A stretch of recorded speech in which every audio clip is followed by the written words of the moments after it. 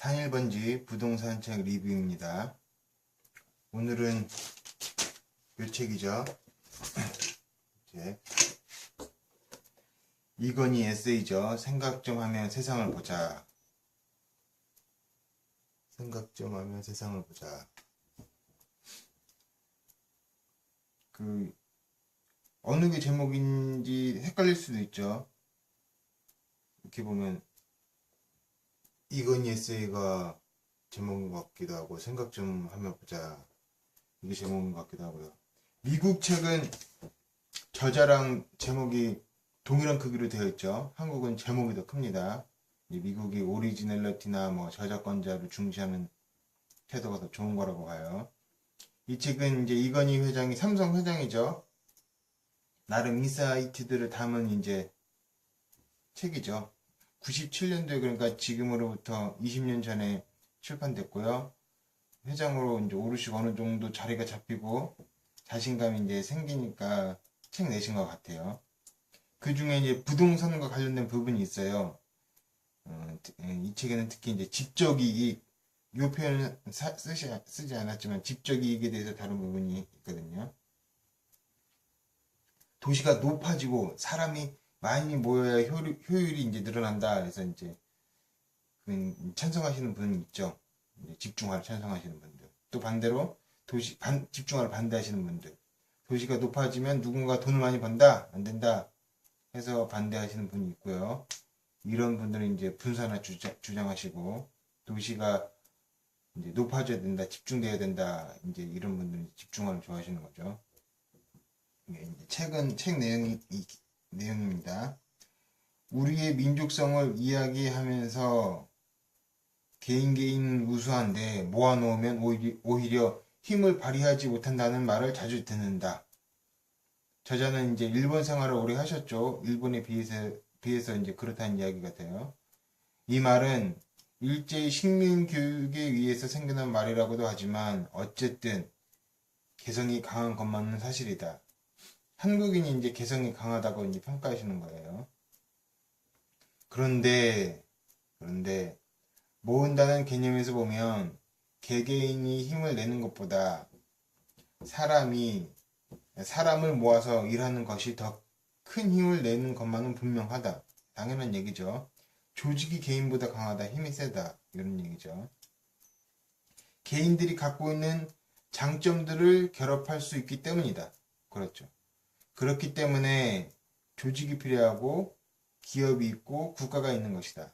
그러니까 사람의 집적, 그러니까 조직론에 대해서 말씀하시는 거예요. 개개인의 장점들을 결합시켜서 개인의 단순한 집합보다 더 큰 것을 가져다 주는 게 조직이라는 거죠. 이제 사람의 모음뿐만 아니라 다음 모음을 이야기하세요. 이제는 사람뿐만 아니라 장점이 있는 것이면 무엇이든지 자꾸 모아서 결합하려고 노력해야 한다. 뭐든 다 결합해봐야 한다는 거예요. 소위 복합화가 필요한 것이다. 이러면서 여러 복합화를 얘기를 하세요. 서로 연관성 있는 시설, 기능, 기술들을 결합시켜 유기적인 상승 효과를 내도록 해서 경쟁력과 효율을 극대화하는 것이 복합화다. 그러니까 연관성이 있는 시설, 그러니까 부동산 이런 거겠죠. 이런 것들도 유기적으로 결합해야 한다고 하시는 거예요. 그렇게 해서 시너지를 만들 수 있도록 해야 한다고 하는 얘기죠. 그리고 기술들도 결합한다고 하면서 말씀하세요. 두 가지 사물이나 기계 성능을 합치면 편리성이나 가격이 2배가 되는 것이 아니라 3배, 4배가 되며, 합친다고 하는 거죠. 또 4개, 5개를 합쳐 놓으면 7배, 10배가 될 수 있다. 가격이 그렇게 더 큰 부가가치를 내면서 가격을 크게 받을 수 있다, 높게 받을 수 있다, 이 얘기죠. 스마트폰이 대표적으로 그렇죠.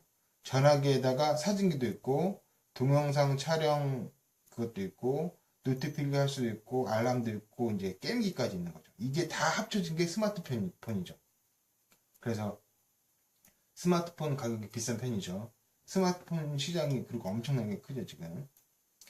쉽게 생각해 볼 수 있는 것이 TV와 VCR을 합친 비디오 비전이다. 또 전화기와 팩시밀리를 합쳐놓은 것도 있고, 한 개의 카메라로 자동과 수동을 겸하는 것도 있다. 멀티미디어라는 것도 따지고 보면 지금 있는 여러 기능을 한꺼번에 모은 것이고, 거기에다 소프트웨어를 조금 가미시킨 것이다. 합쳐놓은 것의 힘이 얼마나 대단한 것인가를 단적으로 보여주는 좋은 예가 된다. 20년 전이라서 저런 예를 드신 거죠. TV, VCR. 지금이라면 이제 스마트폰을 예로 드렸을 겁니다. 좋은 예죠. 그러면서 이제 백화점 얘기를 하세요. 부동산 관련 얘기죠. 앞으로는 모으는 것 자체가 경쟁력이 될지도 모른다. 백화점도 한 빌딩 안에 있어야 사람이 모이고 백화점이 되는 것이지, 이것을 1km 길이로 흩어놓으면 소매점이 산지한 것에 불과하다. 이게 이제 집적 이익을 가장 잘 설명하는 표현인 것 같아요. 다른 것보다 직관적으로 더 괜찮은 것 같습니다. 한번 더 읽겠습니다. 앞으로는 모으는 것 자체가 경쟁력이 될지도 모른다. 백화점도 한 빌딩 안에 있어야 사람이 모이고 백화점이 되는 것이지, 이것을 1km 길이로 흩어놓으면 소매점이 산지하는 것에 불과하다. 집중화, 집적이익 이런 걸 말씀하시는 거죠. 이제 백화점도 모여야 백화점이듯이 이제 도시도 모여야 도시다. 이런 식의 이제 이야기를 합니다.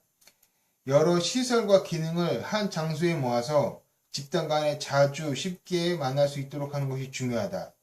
특히 부가가치가 높은 사업일수록 다양한 기술과 인력을 집중해야 하기 때문에 우수한 인재들이 자주 모이게 해서 창조적인 발상과 개발이 가능하도록 하는 두뇌 복합화가 필요하다.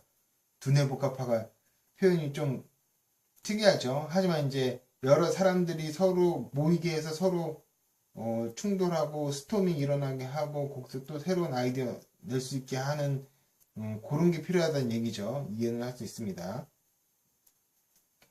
이제 이런 걸 들으면 이제 대학, 상단, 뭐 무슨 델리 이런 걸 생각해 볼 수 있겠죠. 그리고 최근엔 한류도 좋으니까 그 연예나 문화예술, 연예계 이런 밸리도 생각해 볼 수 있을 것 같아요.